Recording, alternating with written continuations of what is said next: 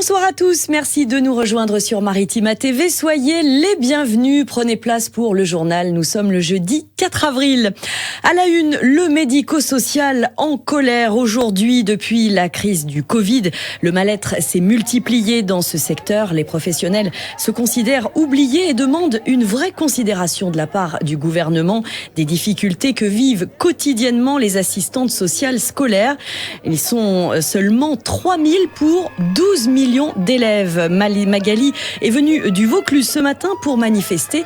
On l'écoute au micro de Cassandra Mourou. Nous sommes invisibles de toutes les décisions du ministère et ce depuis des années. Nous sommes les catégories A les moins bien payées de notre ministère et aussi des fonctions publiques. On nous tranquillise en nous fournissant quelques primes de temps en temps. Il faut savoir que les primes ne sont pas comptées pour la retraite. Par contre, nous demandons une vraie grille A qui nous permettront aujourd'hui de rendre aussi notre travail attractif parce qu'on manque de postes, on manque de moyens et ce n'est pas suffisant pour protéger nos enfants. Nous sommes sur tous les fronts dans les établissements scolaires, c'est-à-dire que nous répondons et nous participons à tout ce qui touche à la protection de l'enfance, les violences intrafamiliales, l'inceste, les violences sexuelles. Il faut savoir qu'aujourd'hui, il y a un enfant qui meurt tous les 5 jours de violences intrafamiliales et nous sommes en première ligne dans les révélations et les confidences de ces jeunes qui aujourd'hui souffrent de plus en plus. Les assistantes sociales de l'éducation nationale se sont également rassemblées en début d'après-midi à l'appel de l'intersyndicale devant le rectorat d'Aix-en-Provence. Autre mobilisation du jour, celle des enseignants qui s'opposent, vous le savez, à la nouvelle réforme de l'éducation nationale, le choc des savoirs. Ce sont ces fameux groupes de niveau en maths comme en français qui font débat. Reportage avec les enseignants du collège Gaston Deffer dans le 7e arrondissement de Marseille. Reportage signé de nouveau Cassandra Mourou.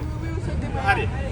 Non, non, non au choc des savoirs. Oui, oui, oui au choc.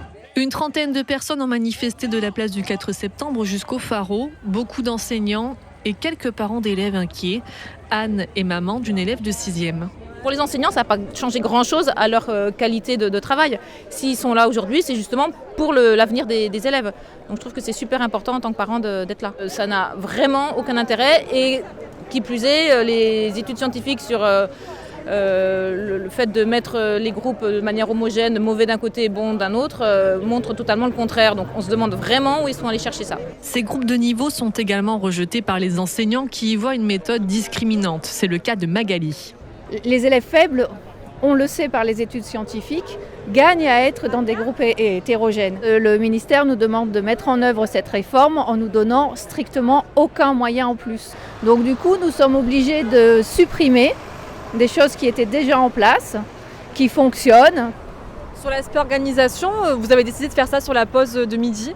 Vous pouvez expliquer pourquoi ? On essaye des mesures un peu alternatives, un mouvement un peu alternatif, afin de pouvoir durer aussi, de pouvoir faire ça plus longtemps sans pénaliser nos élèves et sans nous pénaliser financièrement. Les enseignants ont prévu de se mobiliser à nouveau à la pause méridienne dès la semaine prochaine.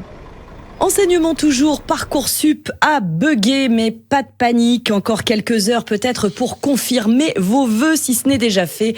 Le serveur était inaccessible tard hier soir alors que la date limite pour compléter les dossiers et valider les souhaits était initialement fixée à 23h59. Pas d'excès de connexion d'après le ministère de l'Enseignement supérieur. En tout cas, la plateforme d'orientation a repoussé la date limite à ce soir. Vous avez jusqu'à 22h précises pour finaliser. Courage. La pêche au coquillage, on parle environnement temporairement interdite sur l'étang de Berre. Une décision de la préfecture des Bouches-du-Rhône en cause la présence avérée d'une bactérie pathogène pour l'homme dans les palourdes. La commercialisation est donc interdite pour ces coquillages. Les zones concernées se situent sur l'étang de Martigues à Berre jusqu'au nord en passant par Istres et Saint-Chamas. Bientôt 1 an après le drame de la rue de Tivoli, l'indemnisation des délogés est toujours au point mort. La Fédération nationale des victimes d'attentats et d'accidents déplore le manque de volonté des assureurs. Aucun engagement pour les préjudices matériels. Quant aux indemnités corporelles, les assureurs refusent de s'engager sans accord sur les propositions d'indemnisation. À la page santé, on s'intéresse à l'autisme en écho à la journée mondiale de sensibilisation qui a rythmé ce début de semaine. Selon la Haute Autorité de Santé, environ 100 000 personnes de moins de 20 ans et près de 600 000 adultes sont atteints de troubles du spectre autistique en France. Alors sur le pourtour de l'étang de Berre, on peut trouver soutien et information auprès de la Maison des Fantastipiques, une toute nouvelle association créée à l'automne dernier basée à Marignane. Alors comment faire évoluer les mentalités face à ce handicap neurocomportemental ? Écoutez la réponse de sa vice-présidente Céline Collonge. Nous l'avons eue pour vous. En faisant beaucoup de sensibilisation auprès de tous les professionnels qui sont susceptibles de recevoir un public autiste. Parce qu'en fait, il faut savoir qu'il n'y a que 30% des personnes autistes qui ont une déficience intellectuelle ou qui ont des cas vraiment sévères. Et beaucoup sont des personnes qui ont du coup un handicap invisible. Pour le coup, on le voit pas. Et c'est important de sensibiliser un maximum pour comprendre mieux ces personnes et en fait pouvoir au mieux les accueillir. C'est vraiment très important qu'il y ait un diagnostic précoce. Pour cela, il faut que les médecins et tous les professionnels de santé et de l'éducation soient sensibilisés à reconnaître les signes, car parfois ça peut être vraiment très faible, ça peut être juste des troubles de comportement qu'on peut penser liés à l'enfance. Et il y a des signes qui permettent d'avoir des pistes et faire penser à l'autisme, mais c'est toujours bien de faire diagnostiquer au plus tôt, parce que plus tôt on est à le diagnostic et plus vite on peut faire des suivis qui vont améliorer les choses pour les enfants grâce à la plasticité cérébrale. Du coup, quand les enfants sont très jeunes, on peut très vite faire des choses avec. Une journée de sensibilisation à l'autisme est prévue samedi à la clinique de l'Olivier à Istres en 2 temps pour les professionnels le matin et le grand public l'après-midi. Stand, conférences et animations au programme. Toutes les précisions sur le site et les réseaux sociaux de la Maison des Fantastipiques. Zoom à présent sur un phénomène qui prend de plus en plus d'ampleur depuis qu'une loi anti-gaspillage en 2020 interdit la destruction des colis perdus ou non réclamés. Leur vente se multiplie lors d'opérations ponctuelles. Le principe est simple, on vous donne rendez-vous dans un lieu où durant plusieurs journées vous sont proposés des tonnes de colis mystères, car fermés, vendus au prix de 14 € le kilo. On achète donc à l'aveugle sans connaître le contenu et on se retrouve avec de bonnes, de très bonnes, mais aussi de moins bonnes surprises, un peu comme un billet de loterie. L'une de ces ventes a eu lieu actuellement et elle se tient jusqu'à samedi à la zone commerciale Grand Vitrolles. Michel Montagne s'y est rendu au tout début de l'opération. Il a recueilli les réactions de quelques-uns des dizaines d'acheteurs venus tenter leur chance. Regardez.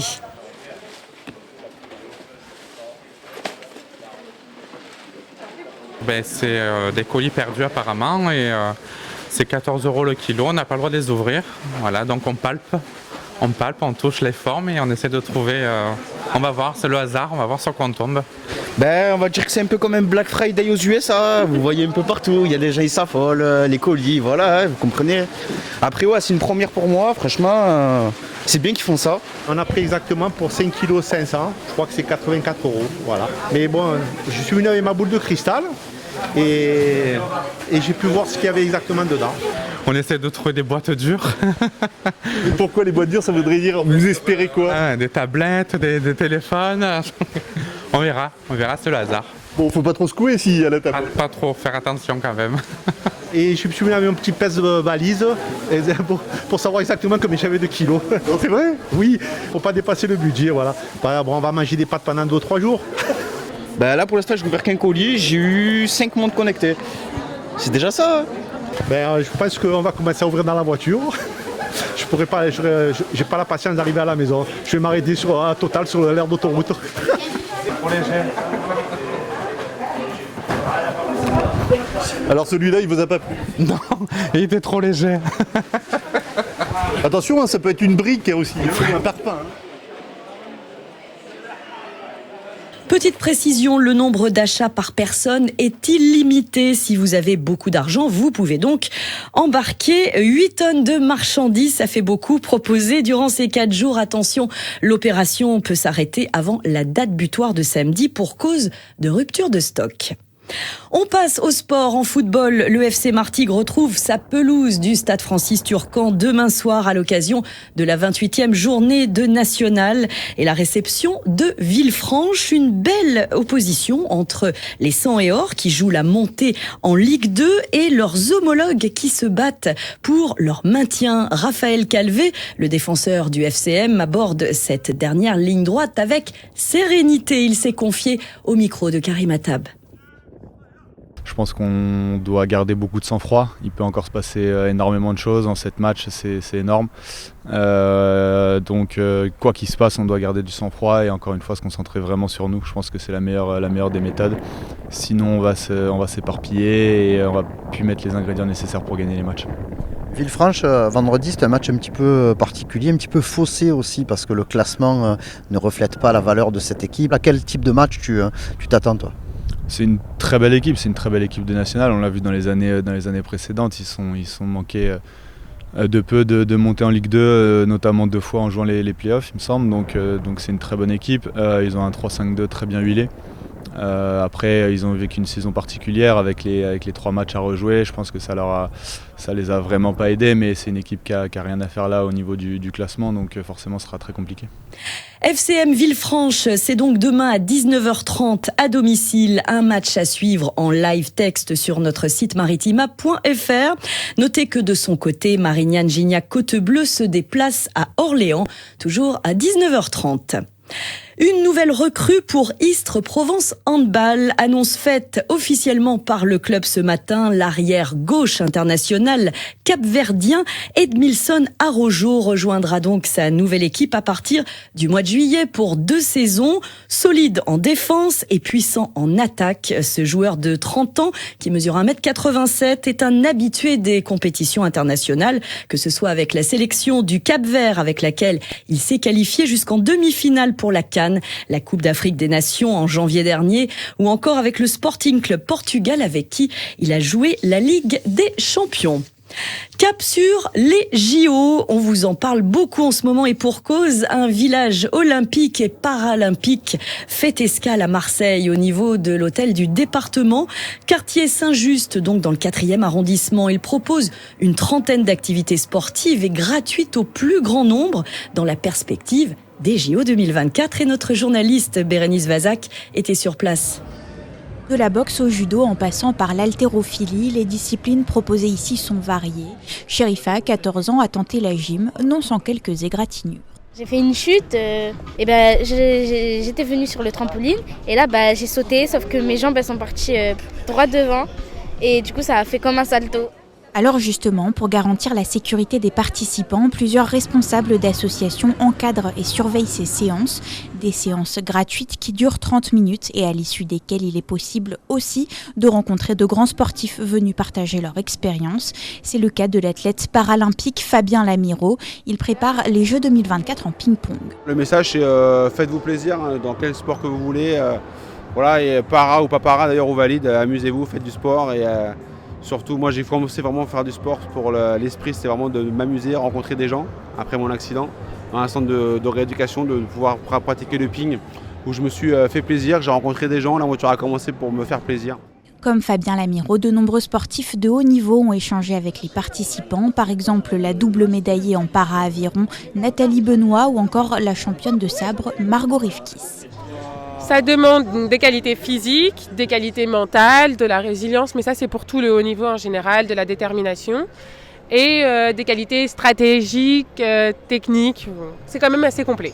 Ce que j'aime bien, c'est pas forcément déstabiliser, mais piéger l'adversaire, lui poser une situation et voir comment il résout la problématique que je lui pose, c'est hyper intéressant. Interview complète de Marco Rivkis sur notre site maritima.fr. L'occasion de rappeler que la championne d'escrime qui a remporté la médaille d'or en sabre par équipe aux Jeux européens de 2023 à Cracovie s'entraîne actuellement sur notre territoire à Gémenos. Sachez également que le village olympique que vous venez de voir en image restera en place au niveau de l'hôtel du département jusqu'à demain. Allez-y, foncez. 2 rappeurs marseillais sur la scène à l'arrivée de la flamme olympique. On est raccord, ce sera Soprano et Alonso qui vont enflammer la cité phocéenne. 45 000 personnes pourront assister gratuitement au lancement de la tournée dans la ville d'origine des 2 artistes. 15 autres artistes devraient se produire dans 5 autres villes où passeront les relais des flammes olympiques et paralympiques. C'est la fin de ce journal. Merci de l'avoir suivi. Avant de passer à la météo, coup d'œil sur nos plages qui devraient faire le plein avec ce beau soleil. Ce n'était pas vraiment le cas aux Catalans à Marseille ce midi. Ceux qui comptaient faire leur pause déjeuner sur le sable ont fait demi-tour. En cause, comme vous le voyez sur ces images de Cassandra Mourou, un amas de petits animaux marins échoués et colorés. Depuis plusieurs jours, le littoral marseillais comme la Côte Bleue sont envahis par des vélèles. On vous en parlait hier. Ces petits organismes sont de la même famille que les méduses, version bleu-violet. Une fois morts, ils s'échouent. Ils ne sont plus du tout urticants et dégagent une odeur nauséabonde, de quoi faire fuir les passants. Ce phénomène n'a donc rien d'anormal au printemps. Sachez-le, tout de suite, la météo qui sent bon le printemps, elle. Le mercure ne cesse de grimper. À demain, très belle soirée sur Maritima TV.